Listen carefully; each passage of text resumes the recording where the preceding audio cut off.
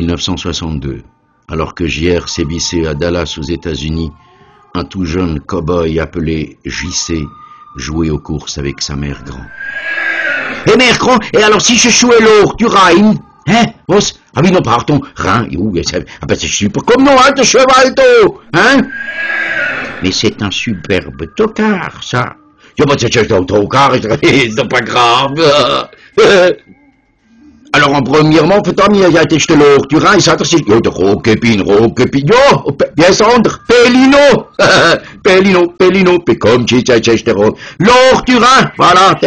Et voilà, et le petit JC gagne 5000 $ alsaciens grâce à l'or du Rhin. C'était écrit. Et avec ces 5000 $ alsaciens, JC achète un vieux ranch délabré. Dès l'ouverture, le 25 mai 1962, des milliers de gringos se viennent festoyer au chalet. Très vite, JC transforme le chalet en guinguette.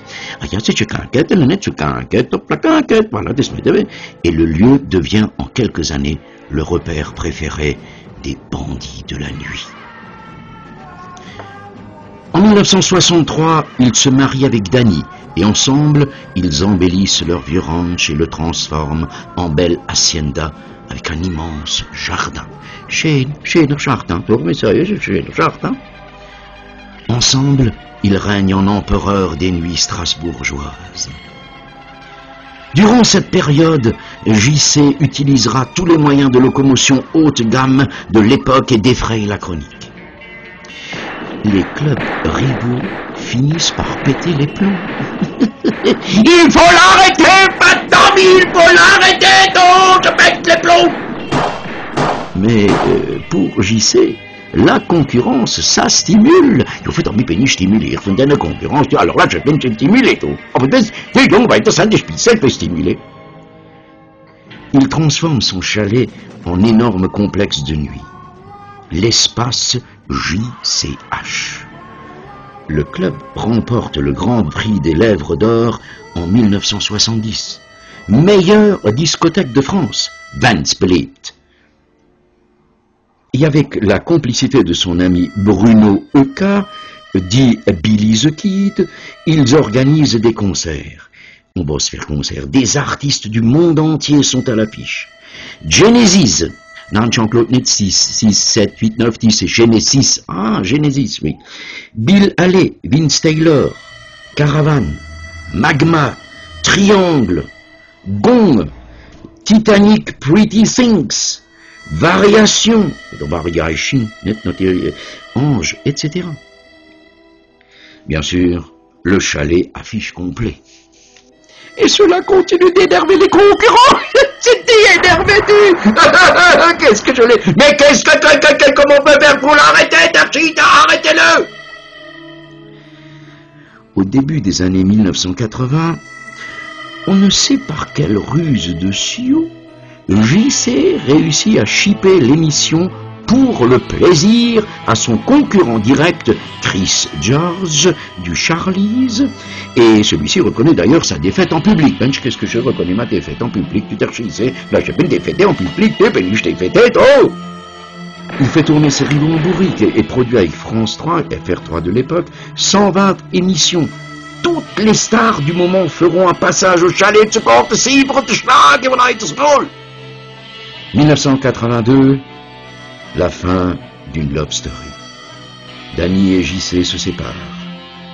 Comme dans beaucoup de couples jet set. That's all folks. Mais restent unis à la tête de la boîte. 82 également, date où arrive au chalet Elisabeth, sa nouvelle Cendrillon. No comment, tout cela ne nous regarde pas, das ist private life, verstanden? Ok.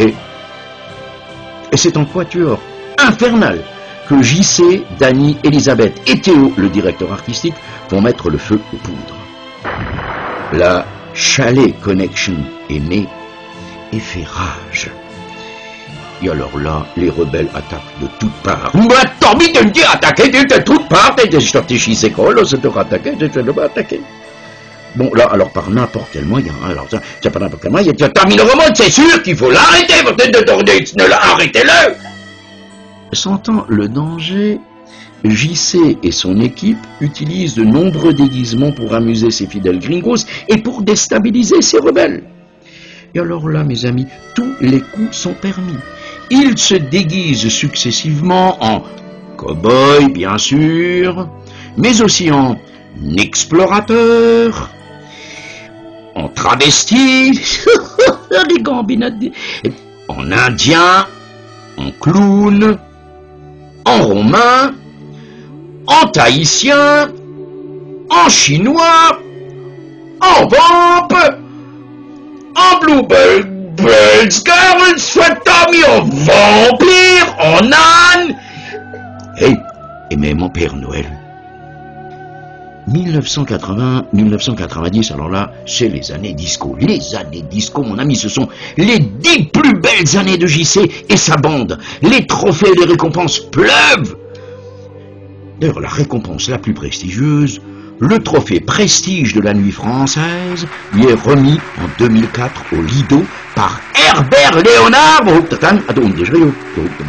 Philippe Risoli et Daniel Lambroso. Trophée que JC dédiera bien entendu à toute son équipe et à Théo Hufschmidt, qui, comme son nom ne l'indique pas, n'est pas le maréchal Ferrand du chalet, mais son directeur artistique en particulier. Pendant toutes ces années, JC ne vit que pour son chalet. Même pendant les vacances, il en profitait pour trouver les thèmes de ses soirées. Et quelle soirée! Même Didier Six, le célèbre footballeur, va fêter son jubilé au chalet, je peux vous dire. Il profite des vacances à Las Vegas pour marier Elisabeth sa Cendrillon le 6 août 2003. Le coquin. Malgré toutes ces années, pour Tommy, on n'a pas réussi à l'arrêter. Mais qu'est-ce que je l'ai arrêté, mais Tommy, mais qui peut l'arrêter? Qui veut l'arrêter? Attendez là. La vraie question, c'est pas qui peut l'arrêter, les enfants, mais qu'est-ce qui peut l'arrêter? Hein? Qu'est-ce qui peut l'arrêter? C'est quoi qui peut l'arrêter? La seule chose qui peut arrêter JC, c'est la raison. Et Elisabeth, bien sûr. Pendant 48 ans, la passion était plus forte que la raison. Mais comme dirait Jean-Claude avec son inénarrable accent marseillais, aujourd'hui, la raison et mon amour pour Elisabeth sont plus forts que ma passion pour le chalet.